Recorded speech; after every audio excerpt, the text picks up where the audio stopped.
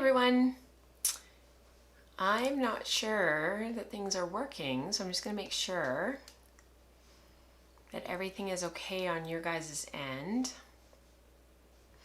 All right, welcome. It is episode 334. 334, yes.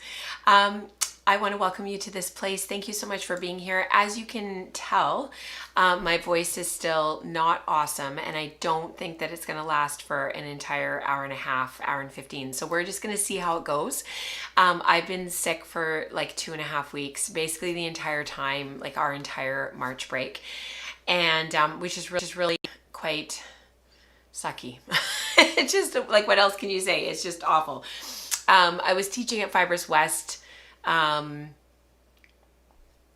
not this past Friday, like 4 days ago, but like the Friday before, and I lost my voice halfway through, and I think it's a combination of viral and also like strain. So I completely was without a voice for about 4 days, and then on Tuesday, Wednesday last week I started to get it back, but I've sounded like this ever since. And it was so lovely because my students at Fibers West was teaching all day. It was a long class, it was a long day, and it was just a lovely group.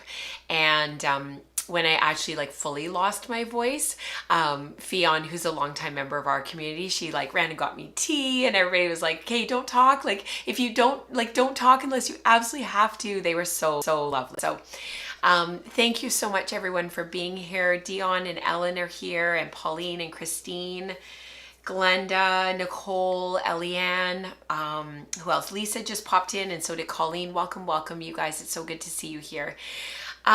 We've got a few things to talk about today, and I actually prepared. One is just music, and it's just a video montage because I couldn't talk. So I'm sorry about that, but I wanted to share with you a spin that I've been sampling for that I just really embraced and enjoyed over the spring break, like sort of season, if you will. We had an atmospheric river here, which when I was growing up was just called a lot of rain over spring break. So it was just rain nonstop. And the kids had a soccer camp, and bless their hearts, they played through the whole thing, like barely any complaining. There was some complaining, but like barely. And they just, did their thing and had a lot of fun. But it just rained nonstop. So we were inside a lot. We didn't do a couple of the things that we've been hoping to do. But that's okay. Obviously I wasn't feeling well. Nora missed the whole last week of school before spring break because she wasn't well. So it's just this awful virus that's going around. Melissa's sister, Nicole, got it. She's the potter. She does all the beautiful pottery.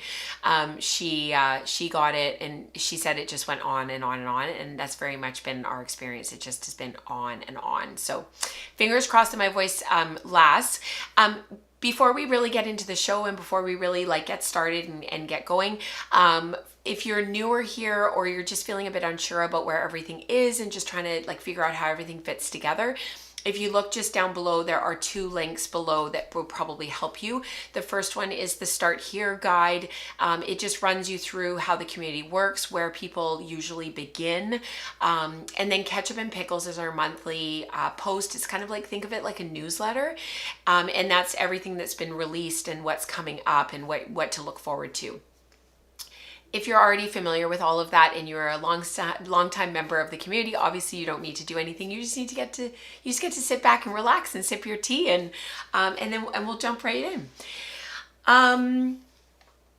I've got this big spin that I want to share. The photo of the sampling is here. We've got a lot of sampling to talk about and just how sampling fits into the bigger picture. Finding joy in that, it's really kind of kept me going over the last little while, and I wanted to delve into that a little bit, and then that will dovetail us beautifully into talking about my finished sweater that's in the background here. I finished the Auguste cardigan, and I raided my mom's button stash, and I actually found buttons. So it's like finished. It's all the finished. So done. So let's get into it. We'll start off with talking about a new wheel that I just procured.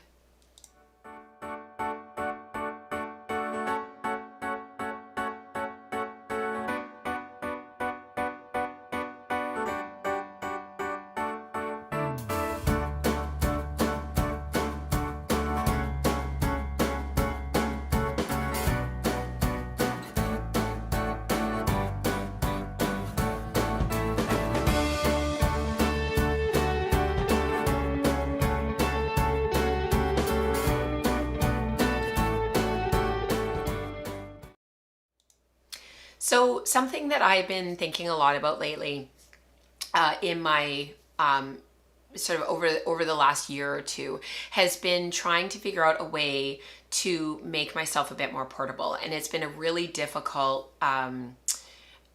It's sort of it's been difficult to figure out what the right thing to do is.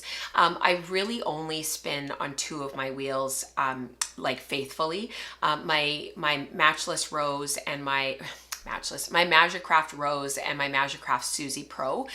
Those two wheels basically are like the only wheels that I use, and I use them for 99.9% of my projects. I love them. My Susie Pro, I will never ever let that wheel go, and my Rose is sort of a close second. Like if I had to choose, I would go with my Susie Pro, and mostly it's because it's been with me longer, and I just have always loved that wheel. And I have my Ashford eSpinner 3, which I really, really like for certain projects. And my Lendrum DT is one of those wheels that, like, I can't live with it, but I can't live without it. I don't use it that often, and it sits quite a lot, but I also like can't live without it, and I would never ever get rid of it. So right now, my Lendrum DT is set up with my very fast flyer, which is that little tiny bobbin with the really super fast flyer that goes on it, that comes separately from the DT Complete package. And that setup is on there basically permanently, and I use it for spinning things like cotton. And because we've been doing so many deep dives into cotton because of the School of Sweet Georgia course that I was prepping for last year and spinning for and working through, because of that head and that flyer basically just never comes off. That's on there permanently. The only time that I change that flyer on the Lendrum is when I switch to my jumbo flyer. So it's kind of two extremes. That wheel is used for two extremes. It's either used for spinning cotton, or it's used for spinning textured and art yarn. So I don't really do anything else on that wheel anymore. So that wheel has kind of worked its way into that niche, and it doesn't really change. But as I've been sort of thinking about what I'm going to do about my wheel situation, and the reason why wanted to do something about it was I had sort of this hole to fill, if you will. And part of the issue that we're dealing with right now in Canada is just the cost of everything, our dollar. There's just bringing anything in. There's often a lot of duties and taxes put onto it. And I just was increasingly like trying to figure out how can I sort of navigate the cost side of things, which is a very real consideration, with sort of wanting something that would be really super portable that I could take with me more places. I was also looking for a lighter weight spinner. Anyways, back at, it wasn't Fibers West, it was way before that. Felicia of Sweet Georgia Yarns had shared with me that they were going to be bringing in the new Daedelus Dove. And it kind of planted the seed because it's bigger than the Sparrow, it's smaller than the Starling, it's lightweight. In terms of battery power, it won't draw as much battery. So when we're camping and we're on the road and it's not as easy for me to charge my battery, but I have to run my e-spinners off battery when we're camping, theoretically it should last longer. So to that end, I did decide when Sweet Georgia got a shipment in, I did decide to purchase one. So I wanted to share the unboxing with you and share sort of bringing it out and starting to get going with it. And I also put in toward the end some footage and filming of me and Greta and Felicia at the studio when I went to pick it up. You may have seen it on Instagram already. There was a couple of excerpts and clips and whatnot that Felicia posted of us spinning on the Dove and playing with it and whatnot. So if anybody has any questions about it, I'm happy to answer them afterwards or throw them into chat and I'll answer them. And I think we can just play the video and you guys can just enjoy. It's just music, so I hope you have something to work on, some knitting or some spinning while we watch the video. So I'm going to mute myself. I will I'll try to remember to unmute myself. I've got a little sign that I use to remind myself, and then I'll press play because otherwise there will be feedback.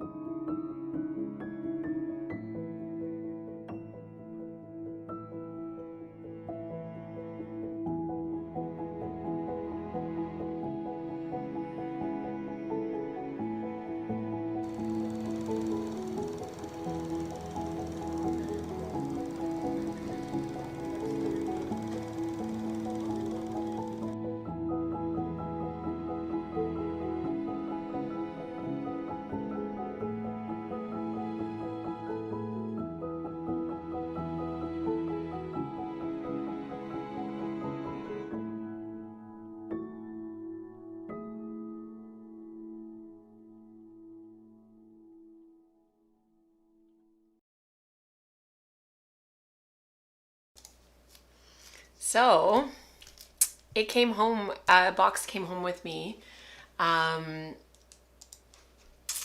Anita offered me, she said, what number do you want? So I got spinner 7, which is kind of funny. So I was really pleased with all of that. And then I brought it home, put it all together, and I really wasn't feeling well. That's why I didn't talk through the unboxing. It's like I had no voice. There was no point. But I did start spinning a bunch of yarn. So I thought we could talk about that in relation to sampling and that process of sampling, because when I was teaching at Fibers West last Friday, like a week and a bit ago, it was really, really interesting because we were like, the whole workshop is sampling. And the number of times that people said during the day in various versions, like there were lots of different versions, but basically that the concept and the idea of sampling is often quite overwhelming.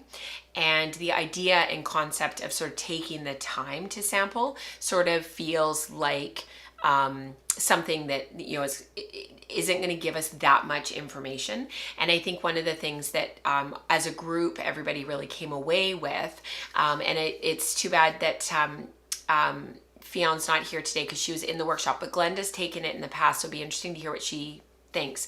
If you feel comfortable throwing something in the chat, Glenda. I think at the end of the day, they all were saying that until you actually do the sampling, you don't really know what the yarn is going to do and how it's going to look and how you're going to feel about it. And when you're looking at the skein, you know, and sort of figuring out, like, is this the direction that I want to go? You really don't have a roadmap until you actually physically have something in your hands to inform your decisions. So I thought we could talk about that a little bit today and sort of what that process is like.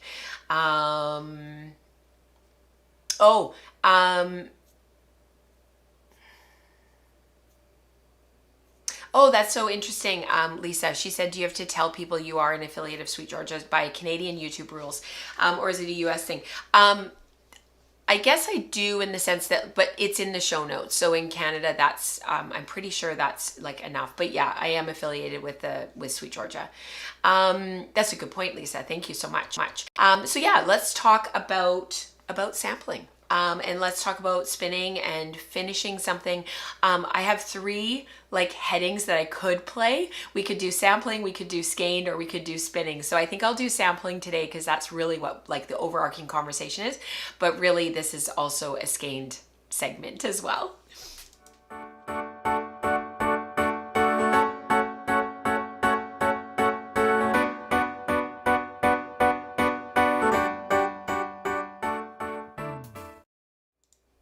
So when it comes to sampling, what I usually do is I kind of take a moment to decide what it is that I want to do. And then I sort of take a step back and I sort of think about, like, is that what I want to spend my time on right now?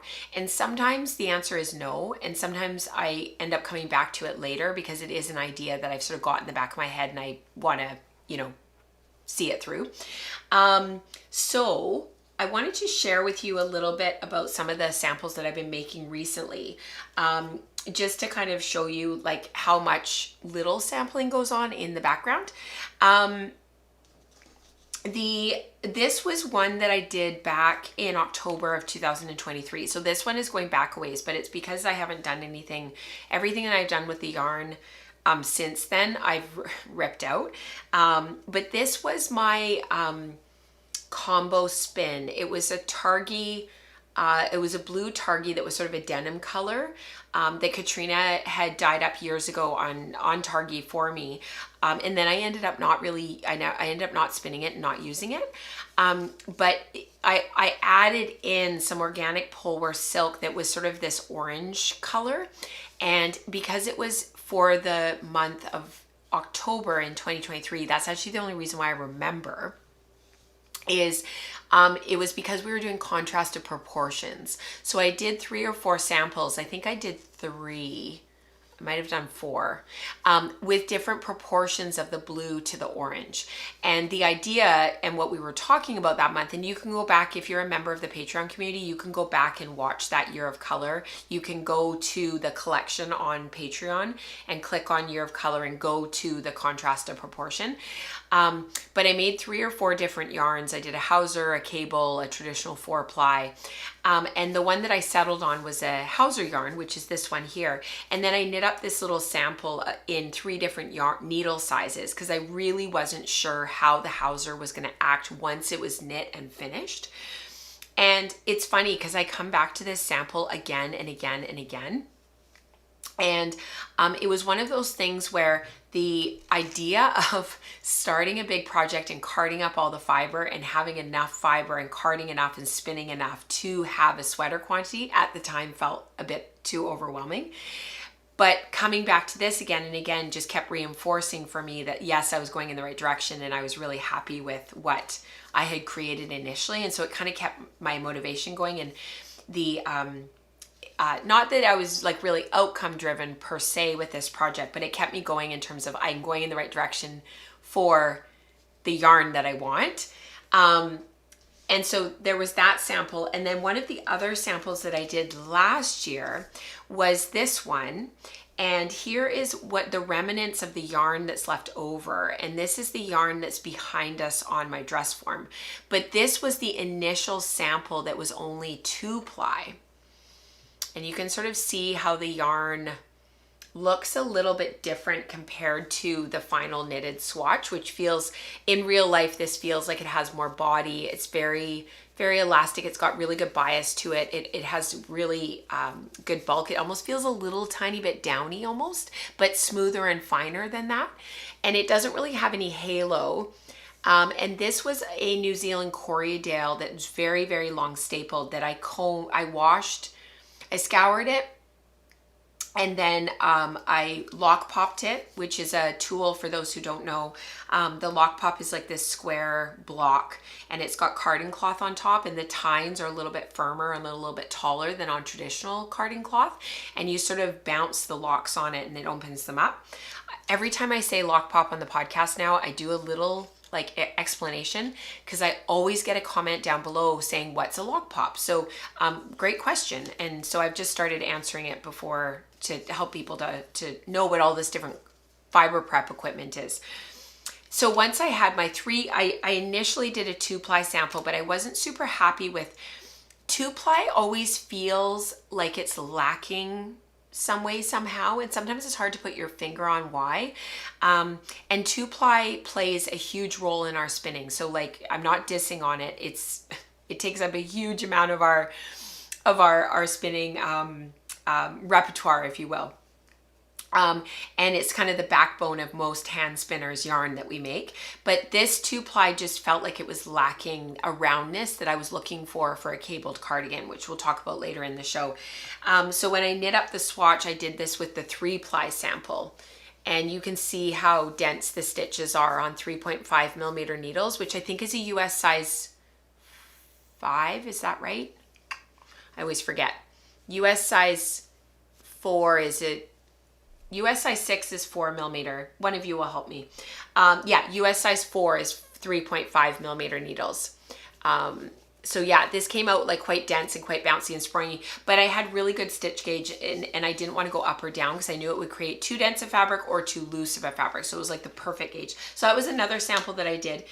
And then last year when I was starting off with my combo spin from the Sweet Georgia Yarns Corriedale, this was one that was completely and totally inspired by Glenda, and she used these colorways after our workshop a couple of years ago, and she did a couple of combo spins with it after the fact, after the workshop was over, because she had enough fiber left over. So she did a combo ply, and she also did a combo spin where she actually, or combo draft, where she drafted the 3 colorways together. I've talked about this on the show before. And then the other one, she actually just did nests of fiber and plied them all together randomly. So I started off by doing this little guy, and I showed this to you guys. It's the 3 Sweet Georgia colorways plied up together. So spun separately and then plied. So it was patchwork quilt, Storm Chaser, and Snow Angel, and they're each one singles of the yarn, and you can see how clean the color is. You can see that the color kind of stayed a little bit more separate, and you can really see the blue. I'm just going to get rid of the little thumbnail here because as pretty as it is, it's kind of in the way. So you can really see kind of how clean the colors remained, especially in here. You can really see it in there. Let's see if I can turn it there. But I really wanted to combine the three colors as if I was doing a combo draft. So I'm growing out my bangs, so they're going to be in my eyes for the next few months, but that's okay. So you can see that from the combo draft, maybe if I go to the other camera, actually you guys will be able to see a bit better.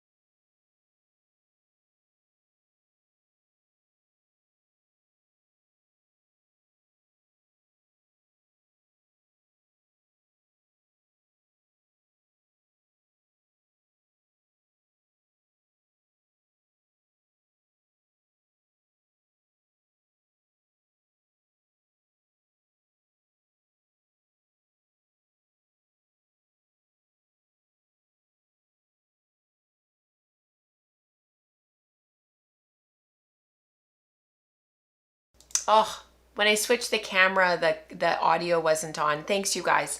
Sound is coming back. Sound back. Thanks, you guys. So when you look at, let me just go through this really quickly once again. Sorry, you guys. The top one is was the carded sample, and then the bottom one was the original sample where the colorways were kept separate. And it's really interesting because the carded one, because of that mauvey purpley that was in 2 of the 3 colorways, and then the gray that was in the 3rd colorway, it really created like more of a gray, muddy kind of mauvey purple. Like it really toned the colors down. It took the intensity of the teal, which is really visible in here. It took that intensity out of the yarn by carding them together. And I probably would have been able to preserve some of that if I combo drafted instead of carding first and then spinning. So, but I loved this, and I loved the direction that I was going with this one. And so that's what ended up being the knitted sample. Was I made a bigger sample of that, and I knitted up the sample right away. And if I had knit up the sample and I wasn't happy with that and I wanted more of a confetti kind of a look to it, I could have gone back to this original idea of spinning the 3 colorways to 3 bobbins, or doing a combo draft rather than carding. There's all sorts of things where you change one thing and that gives you ideas around where you want to go from there. And I personally find it really inspirational, and I find that really inspiring. And then this was my Spin December yarn, which of course was really inspired by Dion and her Spin December projects. I'm really looking forward to doing it again at the end of this year. But this was my initial 3-ply sample, and it had such an incredible sheen because there was quite a bit of silk in there initially. Remember, I put in like 20% Muga silk or something. I was trying to, get through some of my really, really deep stash. And that initial sample and how round it was meant that I actually spun one of the entire nests by itself, and I knit up the sample right away in the half fisherman's rib that was the original plan for the sweater. Before I kind of, this is the back side of half fisherman's rib. I love how the knit stitches are sort of blown out a little bit. And then on the front, the right side of half fisherman's rib, you get this really open ribbing that's very relaxed, very stretchy, very elastic. It's such a beautiful fabric. I love half fisherman's rib. I think it was Dion actually that got me started on half fisherman's rib years ago. And I just have loved it ever since. I've always kind of ignored it. So moving into how this all sort of, fits together, if you will, is, sometimes I'm not really testing an idea. Like sometimes I'm not really testing to try to figure out what direction I'm going. Like sometimes it's not a matter of, oh, is this going to work? Sometimes it's more about allowing something to just take shape. So allowing it sort of in the background to, yeah, I think I'm going to do this, and I think I'm going to try this. Where did my camera go? What is going on today, you guys? I wonder if the camera's not charging. One sec. Let me just have a look.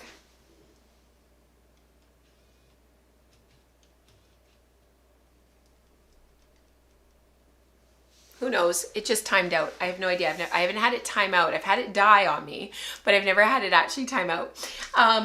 Anyways, if I have to turn it back on again, I will. Sometimes we're just wanting to work on something and sort of see if our initial idea is going to work. And sometimes I take an idea and I'll push it one step further because I know that it's probably not what I want to do. And that's what I did with this spin here. But then I know that that's not the direction that I want to go in. So this spin was a BFL Massum. I got it from my friend Megan. I bought it when I was out there picking up all of the fiber for teaching.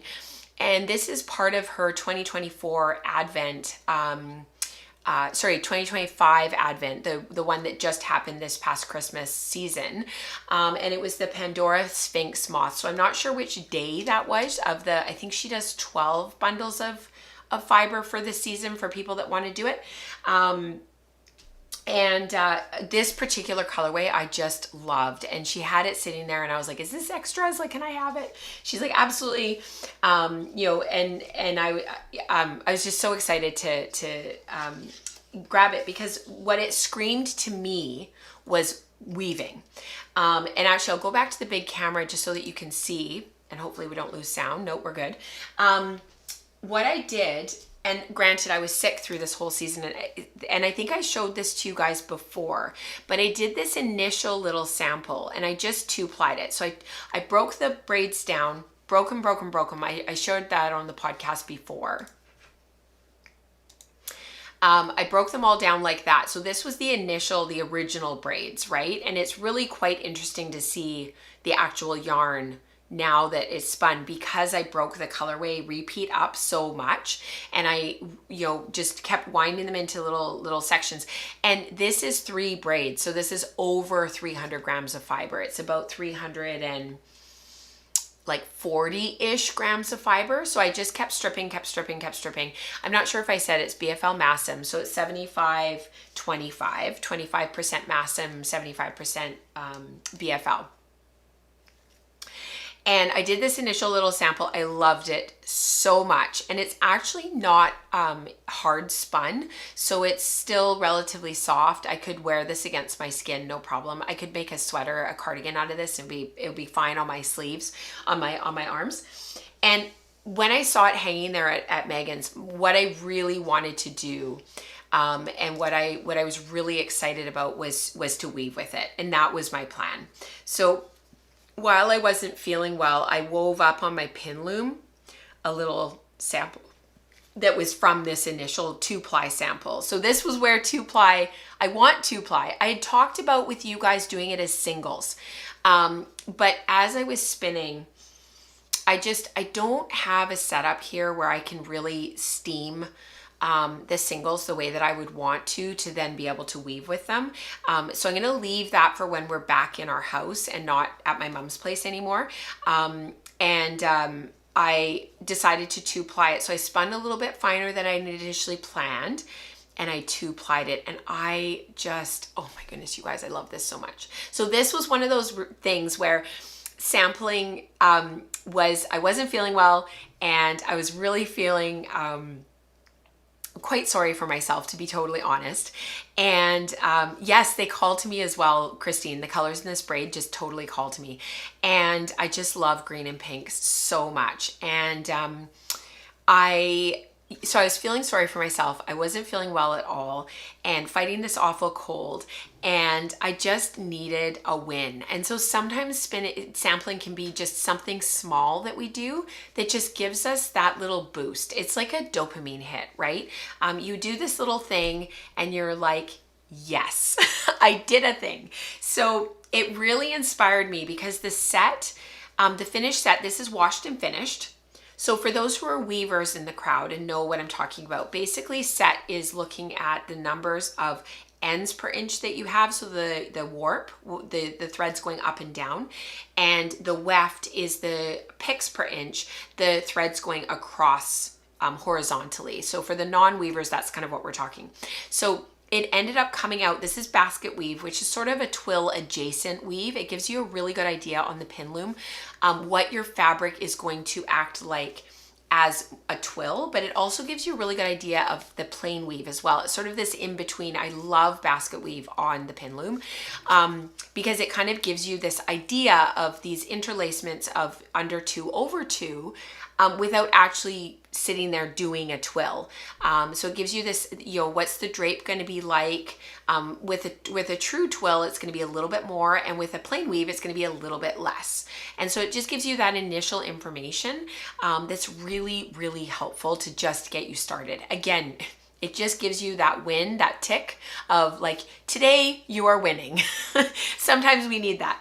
So this set ended up being 35 by 34, which is quite small, but I love it. I love it. So that's post finishing, off the loom, washed and finished, beaten up a little bit.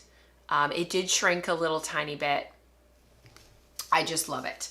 But I decided to take it one step further because, as you saw in the photo in the thumb, you can see. Yes, I thought the same thing, Lisa. I'm interrupting myself. The fabric would make such a pretty coat. That's what I thought. A coat or like something outerwear to really show it off. Like, isn't that beautiful? Like, wouldn't that be just stunning?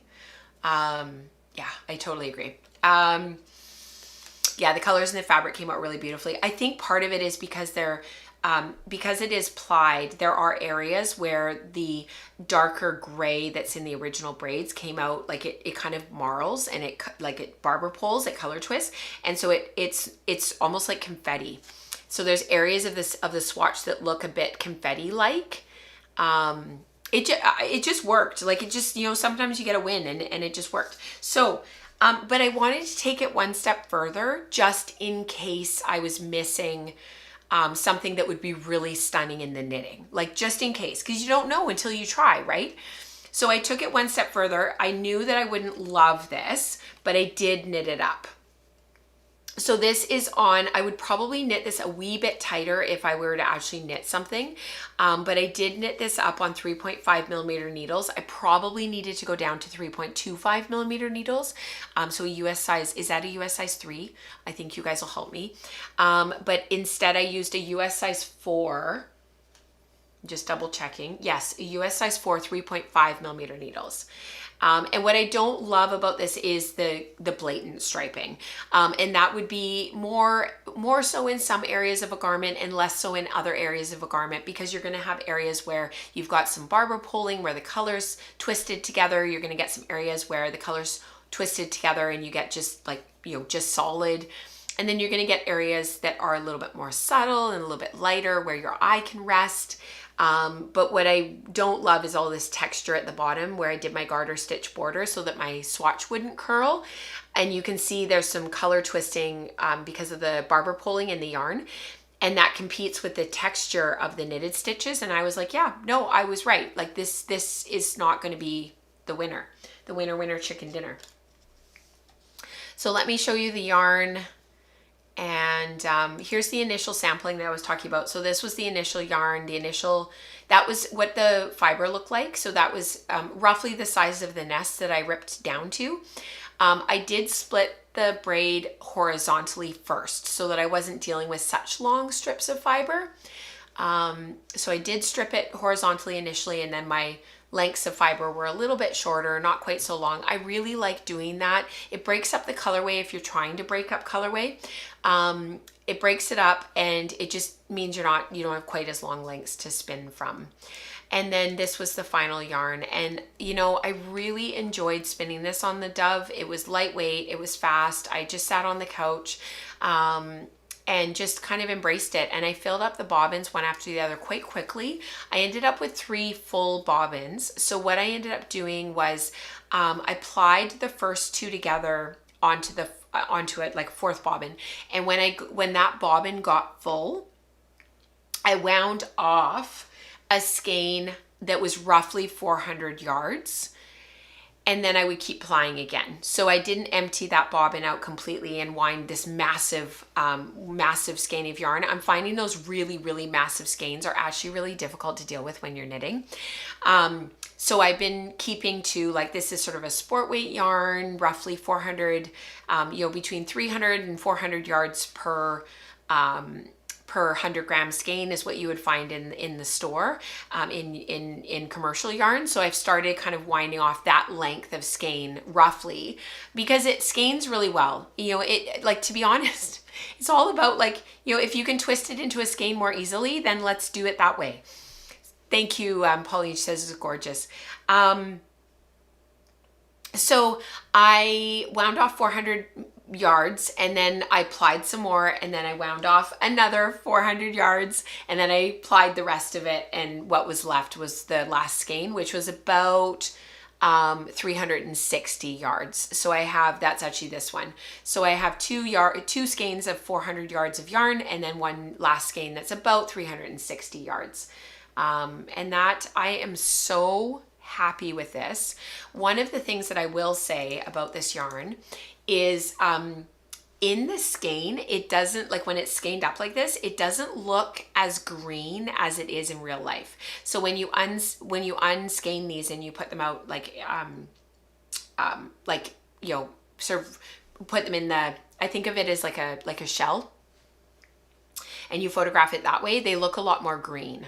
But you can see how the gray comes through in areas, and it offers that darkness to the skein and that depth, and then the light pink and that sort of fawn color, and the natural. There's also areas of the fiber that was left that's natural, that's undyed, and you can see how that just lightens it and brightens it, while also creating that depth and nuance in those areas where there's a lot of gray.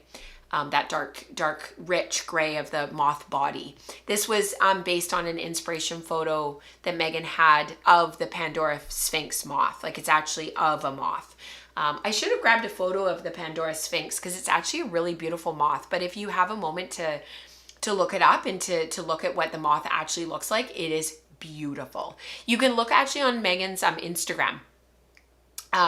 Bramble Ridge hand-dyed yarns. You can look on her Instagram, and if you scroll back into her Advent posts that were coming out right around the time of right in kind of mid-December, you'll see all of the photos of the moths. Beautiful. Anyways, loved that spin. Very fast. Christine, you are absolutely right. Marling and striping and knitting, but it's confetti in weaving. We need a better word for what it comes out like, because I sometimes will describe it as texture in our weaving, in our knitting. Like, this to me is a lot of texture down there along the knit, along those garter stitch ridges, and it's like too much, it's negative. But then, this yarn that was carded together and ended up a bit gray because of that mauve and that gray, like, it works. It's okay in the knitted board, in the garter stitch border, and it doesn't compete. So here it's okay, and here it's not okay, and it's totally just how we describe things, and of course the way we describe it can come off as positive or negative. Like, there's gonna be people out there that absolutely love this and love that texture and love that look. And it would be really appealing to their eye, and they would really love that. And then to others, they would find this a bit boring and would sort of feel like that that garter border is not textured enough, and sort of almost, a bit homogeneous. So it's totally in the words we use. It's so in the eye of the beholder. It's so, so cool. The last thing I wanted to say too about sampling is, and this actually bridges us to our next conversation about the Auguste cardigan, is sometimes when we finish big projects, or we get something off the needles, or we get something off the loom, and it's this really, really big project, and we're sort of in this space now that we sort of feel a bit unmoored or untethered because we're not really sure what we're going to work on next. Sampling gives you a place that you can keep your hands engaged, and you can keep working on something without adding pressure to actually starting something new, because you're just doing a little doodad, and you're sort of seeing what would happen if, which is a wonderful way to experiment and to begin to engage in the process of experimentation without putting a lot of pressure on yourself to do a massive project and to take on another behemoth that feels overwhelming when you're in that space of having just finished a big project, or having kind of cleared everything out, and now what? I think sometimes we need that space to sort of feel like we can find our, I don't even know what the right word is, find our what we want to work on next, what our next inspiration is gonna be. Okay, I can feel my voice going. So we're gonna go on to the Auguste cardigan. So it's finished object. I can't believe it. I actually have a finished object to share with you.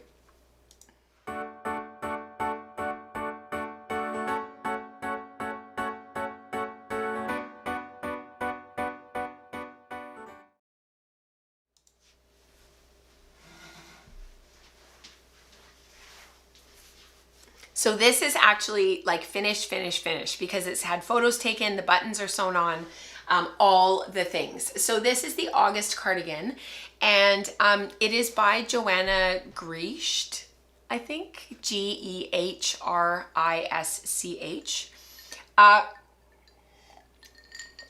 Before I tell you about this project and about the actual like cardigan, we've talked about it a little bit on the show, but I really wanted to share with you the actual yarn itself first, just really quick. So this was the Corriedale that I was sharing with you guys earlier when I was sampling the 2-ply versus the 3-ply. I did decide almost immediately that I was going to go with the 3-ply. And this is from Anna Grafton in New Zealand. The total yardage was roughly 1,000 yards for 307 grams. It was about 953 meters. I can't remember actually, we're sitting here, I had the grist calculated, but it's not, I didn't put it on my, I didn't put it on my notes down below here. So let me just have a really quick look, because I think I wrote it on my Ravelry page. Let me just look really quick, because actually I'm curious. Yeah, it was 1,490 yards per pound. So 1,490 yards per pound. And so I scoured it. I said washed down here, but I really should change that to scouring, because I used Unicorn Power Scour, and then I did that right as soon as I got this. So I bought this at Knit City back in, or was it Fibers West back in the spring? That was actually one thing that was really too bad about Fibers West this year, because I taught all day Friday. Because I lost my voice and I was feeling so terrible by Friday night, I didn't get to go out for dinner with everyone, and because we had this whole dinner planned, and then I didn't get to go back on Saturday. So I completely missed out on the show, and I was so excited to see people. And I just was like really excited to, like, you know, go back and just wander around for a few hours. And I wasn't able to. Yes, Dion, great question. I do have the wraps per inch. It was roughly 12 to 14 wraps per inch. I hope that's helpful. So it was sport weight, and it was, it had a really nice roundness to it. And I really, really enjoyed spinning this. I enjoyed working with this. After I lock popped it, which I explained earlier in the show what that is, I carded it on my Fancy Kitty big tom, a little tom, big tom. Do I have a big tom or a little tom? Wide. And I made these massive, massive bats, and then I broke it down into little nests of fiber, and I just started spinning. I did this on one of my Magikarcraft wheels, and I just spun and spun and spun and spun until it was done. What was really cool about this knit was I didn't restart and rip out and try different patterns and go around in circles like I sometimes do and pull a Rachel and rip everything out and all that kind of stuff. I didn't do any of that for this. I basically took the attitude that if it's a little bit too small and I haven't chosen the right size, because I was really torn about which size to make, but I knew that I would be playing yarn chicken, and as it is, this is all that's left. This is all that's left. That's it. And it's all the 2-ply sample that I did at the beginning. That's what's left. I just decided to embrace the process, enjoy the knit, and if it was a little bit too small, if Nora wants to wear it once in a while, that's what I would do. Because I just felt like I only had a certain amount of yarn to play with. I didn't want, it was fine wool. I didn't want to start ripping it out and re-knitting it. I just wanted to enjoy the pattern for what it was. If I were to make this again, I would definitely personally make one size bigger. Just because I like a lot of ease and I like my stuff to be a bit more baggy now than I did a few years ago. If I was knitting this 10 years ago, this would be absolutely perfect and I would be super, super happy. I just like my stuff a little bit looser now, but that's okay. It still fits. I like it. I'll show it to you on in just a moment. I did find buttons in my mom's stash. These really truly are vintage buttons. They were my grandmother's buttons from her stash. It's hard to see them from back there, but they are they work with the cardigan. They really they have sort of a fleck in them in the glass. And then I did back them. I did put a backing button on, which I also found in my mom's button stash because my buttons are in the sea can right now, which is not particularly helpful. Just to give the buttons a little bit more stronger base. Because I'll never button this up. First of all, it's a bit too tight. And second of all, it would just be, it wouldn't really be my style to button it up really tightly. I think if I had knit it one size bigger, then I probably would. And then what I really love is the raglan. Having the raglan be part of the cable, it gives it a really lovely look. When you, because you're doing your raglan increases right in the cable, so you're purling and creating those raglan increases, and it really sets it off. I really, really like that. And then it kind of gets eaten up into the sleeve, which is really clever. The other thing, I did do a big modification, and actually I'll just pull it off the dress form to show this to you. I put the button band on afterwards. So these are the buttons. Show them to you guys up close. They're so pretty. This is silver inside here. And then they have the white, the creamy white. I just really liked them. I thought they were really pretty. The one modification that I did, and I did this on my Seasons cardigan as well, which is back here and almost finished, and I'll share it with you guys next week, because we have another live stream next Tuesday. I added the button band after the fact. So I knit the sweater and then I picked up and knit the button band after. And what I did with this that was a little bit different than what I've done in the past is I did a provisional cast on and then I knit out each way. I sewed this all on afterwards. So I was working on this separate from the sweater and then I seamed it on. And it just gives the cardigan a little bit more structure. I was able to knit it on one size smaller needles, so 3.25 millimeter needles, so it's a little tiny bit more dense. The slip stitch on the front worked out really well. And then I did a tubular bind off at the bottom to match the bottom of the cardigan. And that worked really super well. This Corriedale, I don't know what I was doing, like why the tubular bind off on this Corriedale was meant for a tubular bind off. Like look at how perfect that is. It is so perfect. I don't know, like it's like it was just meant to do that. I have no like rhyme or reason or like scientific explanation to give you guys as to why the tubular bind off on with this particular yarn is so perfect, but it is so perfect. I don't know. You know how sometimes it just doesn't sit quite right? With this, it just chef's kiss. It was perfect. I don't know why. Anyways, in terms of ease, I never told you guys what I'm wearing today. This is the Cat Bells cardigan. Can't remember who designed it. She's lovely. She's local to me. What is her name? Oh, I know her. I've talked to her. I know her. What is her name? Yes, Megan Nodicker. It's the Cat Bells cardigan. She also has a Cat Bells pullover that I've been wanting to knit for years and I never have. Anyways, this is lovely. It came out so nicely. And actually it looks really nice with this t-shirt because that's really what matters. And that's how it fits. So cropped, not super long, looks great with high-waisted pants, a little bit tight to button it up. I don't like my cardigans quite that tight when I button them, but I could button it. Hang on, like that, and have it all the way down like that. And then tuck it in or just leave it. Like it's really, either way, it's really pretty.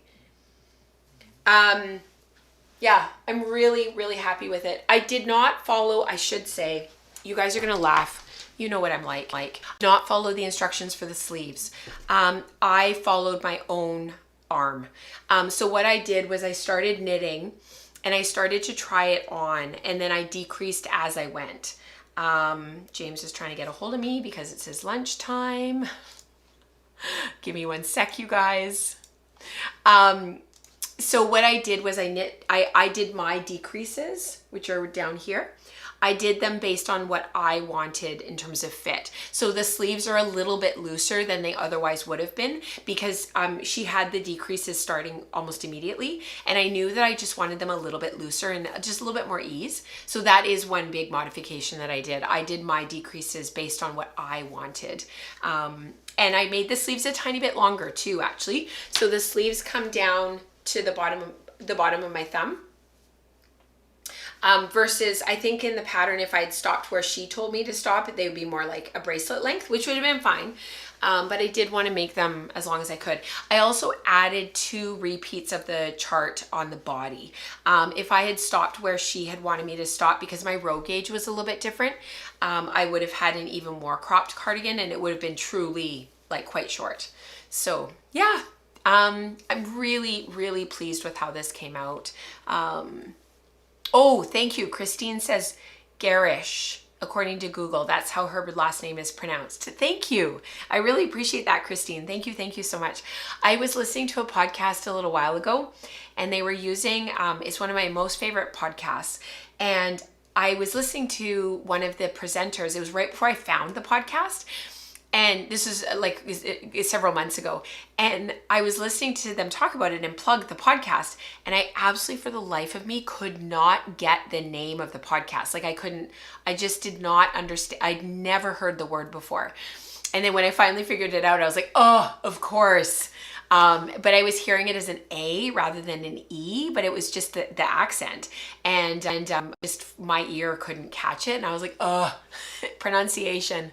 I try. It's never been my forte.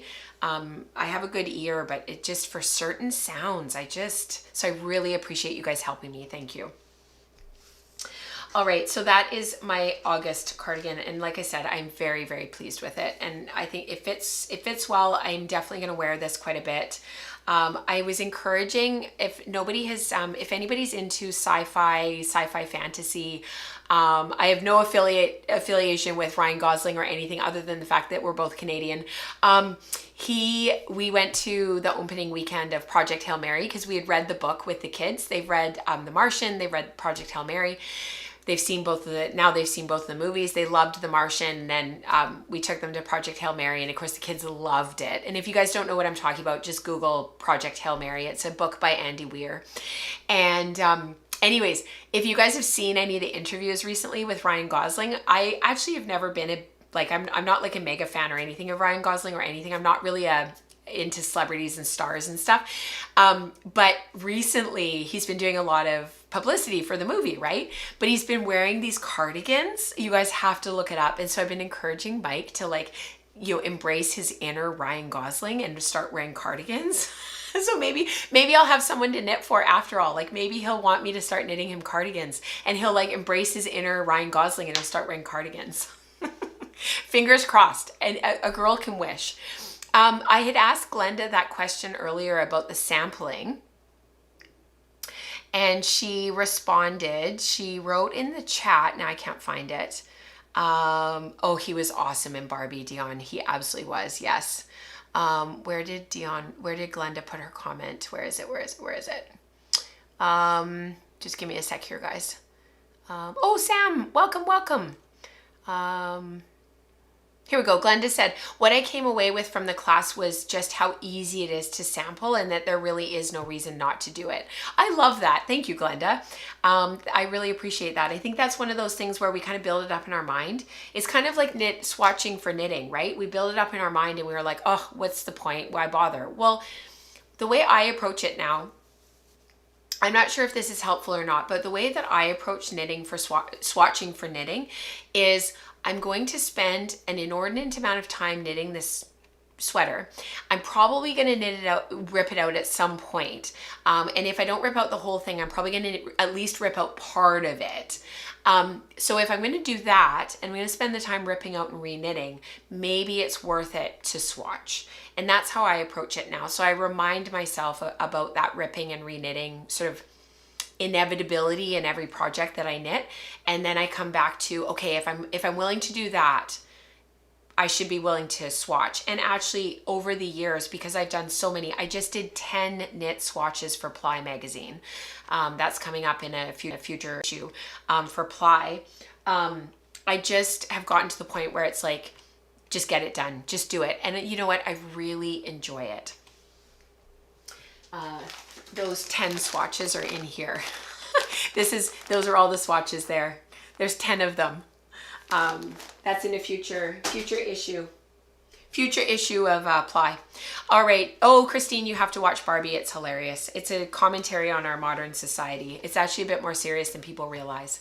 Okay, without further ado, we've got a couple minutes. My voice seems to be kind of holding out, so let's do a little bit of community participation because we haven't done it for the last couple of episodes. So I would really like to get to it if we can. So I will see you guys on the other side, and I will check the sound when I change cameras.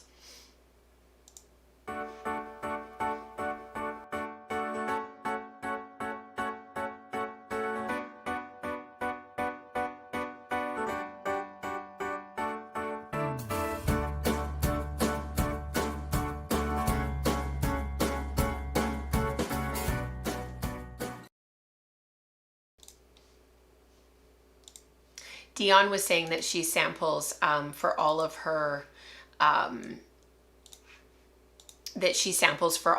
blends that she makes, and I think that is so important because if you don't, especially when you're making a blend, and Dion can speak to this as well because she's such a wealth of knowledge, when you're doing a blend, you don't really know how those different fibers are going to affect what you're making until you actually like go through the sampling process. And Dion usually pushes it past just the spun sample, and she often will knit her swatches before she commits to whatever it is that she's making. And I think that wisdom of that experience really is important. Yeah, I wanted to acknowledge that comment. So important. All right. Florence has been working on her 52 weeks of work using what she has. Can you believe she's already 3 months into this? So she's already like 12, 13 weeks into her 52 weeks, which is pretty incredible. And she's been just churning out a ton of stuff. So if anybody wants to participate with her, this is part of the Ravelry group, and she's been just posting as she's been casting on and as she's been, working with her stuff. It's not just knitting, but that has been most of what she's been producing. So she did this little top for Charlotte. If Charlotte doesn't like it, she's gonna she'll love having it. And it is a smidge smaller than she would like. So fingers crossed she gets to make one for herself with a bit more ease. I love this pattern. I really like this sweater. She's knit another one of these in, I think it was in cream. I'm gonna look this pattern up. I really, really, really like this. It's so pretty. And then she did another Whitmore. I think it's the same pattern, but she did the this lace pattern. It's all over instead, and it goes all the way down. And this one's 100% silk, which will be amazing to wear. And I would love to hear from her as she wears it, how it wears, and what it's like. Beautiful, Florence. General makes and shares that you guys have been sharing. This is from Renate. She's all done. 650 grams of Jacob 2-ply. Steamed the commercial top before spinning it long draw. Just beautiful. And underneath is her swatch that she did that was woven. The last two smaller skeins, which are these two over here, are a bit thicker and grist, maybe at the end of wanting to finish the yarn, and it was not as cooperative for evenness. I think we all get that feeling. We get to the end of a project and we start to rush a little bit, or maybe it just doesn't spin as smoothly, or maybe it was just a different part of the top that wasn't as maybe a different part of the fleece. There's so many different reasons, but beautiful spinning, Renata. And I know she's thinking about doing something woven with this, I think. This is so beautiful, Pauline. First hand-spun cardigan, 400 grams of John Arbin Appledore top. So that means it's 40% Devon close wool, 40% Romney, 20% Exmoor, and Exmoor Blueface. And the colorway is Sheep's Nose, which I think is really neat because it's kind of got these like blues and pinks. Very washed out, very neutral, definitely, a tint. 3-ply continuous back, didn't calculate yardage, just hoped that she would have enough. I love that. And she did I think this is the tessellated cardigan. Is that right, Pauline? Oh, she's wearing it right now. That's amazing. Just gorgeous. Fits great, and it's nice and warm. Is this the tessellated? Or is this the, oh shoot, I'm forgetting what it's called. Anyways, beautiful. It's an Andrea Mowry pattern. You can look it up. Traveler shell. I knew the tessellated didn't sound right. Yeah, traveler shell. Beautiful, Pauline. This is from Charisse. She finished a big fleece spin and was trying to noodle in her head what to prep for next. I thought this was perfect for today. She wants more solids for sweaters, and but her stash is mostly fleece with lots of colorful comb top in multi shades. So she was thinking about my comment about creating a color with depth. So she grabbed a few braids that lean toward cool colors, blues, purples, greens, blues, a bit of gold for that zinger that Dion always talks about. And then one braid was a dark semi-solid from Inglenook that provided some cohesiveness to everything. Quick swatch right off the wheel. I love that, Charisse. You did it right off the wheel. You just got it done. Pretty excited. Sport weight Paul sweater is what she's aiming for. And if anybody hasn't seen the Paul sweater, it's quite lovely. It's on my list of knits as well. And I think this photo of it back here, I think that's more true to the color. This is a little bit more green. I think it's more this color. Her comment on Slack is correct, if my memory serves and is correct. This is from Ashley. She used egg dye leftovers to do this skein of hand spun that was overall light gray, and loves the results. That is so perfect, Ashley.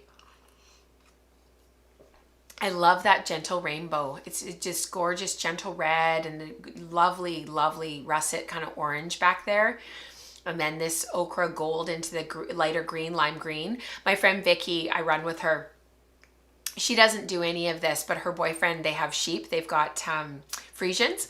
And this is her absolute most favorite color. And I am so tempted. I really want to do like this, like absolutely like crazy lime green scarf for her to go with her winter coat, because her winter coat is like a fawn color, and so super neutral. You can wear anything with it, and she loves this like really like almost like insulting lime green, like bright, gross lime green. Not like that. This is lovely, but I just want to make something for her out of that. I think it would be so fun. She would really appreciate it too. Like she's somebody that would really appreciate it. Maybe I'll have to do like some tea towels or something for her that are like offensively lime green. And then you guys have been working on sweaters. This is from Flavia. This was in the Ravelry group. Her pomegranate Sunday cardigan that was by Petite Knit is finally finished. Isn't that the most beautiful color of red? And actually in the thread on Ravelry, you guys should go have a look at it if you have a moment. She has step-by-step like photos of what she did, carding it and creating it and everything. It is shocking. It's beautiful. And her photos are lovely. So she started with different fleeces. She over dyed them in natural colors using cochineal and madder. And then she has photos of the fiber prep. And then of course the finished garment was just beautiful. Well done, Flavia. And then you guys have some spindle spinning going on. This is from Glenda. I just love this photo. Isn't it so calm and beautiful? Oh, just like Glenda. Roll legs that she started making during fiber prep. This was a few weeks ago. Each roll leg will be spun, each set. So she made a whole bunch of different sets, and it's this very, very, very gentle gradient that she'd made. And then she'll be applying the yarn that she already spun on her support spindles. Gorgeous. Second set of singles is a gradient from turquoise to brown. So that's the brown there. Just love this. So pretty. Thank you so much, you guys, for sharing what you do and for being here and for being a part of our community. I couldn't do it without you. I wouldn't be able to have Rebecca and Dion doing what we do without you guys, and I just really appreciate you being here. If you're just tuning in and you're just getting started and wondering where to start, don't forget to grab the Start Here guide down below. And before my voice completely goes and I don't have anything for the rest of the day, I am going to say goodbye. Thank you so much for being here. And I will see you guys next Tuesday for another live stream, because I had taken March 17th off, which is also my dad's birthday actually, so that we could have the full spring break off. And who would have thought, like, thank goodness I did that, because of course I was so sick. So we took that Tuesday off, moved it to the 5th Tuesday of the month, which is today. And that means 2 live streams 2 weeks in a row. So I will see you guys back here next week, same time, same place. I have lots to share with you, and I'm looking forward to it. Until then, happy spinning, happy weaving, happy knitting, happy making, happy sampling. Sample, sample, sample, you guys. I want to hear all about it. And I'll see you then. Bye, everyone.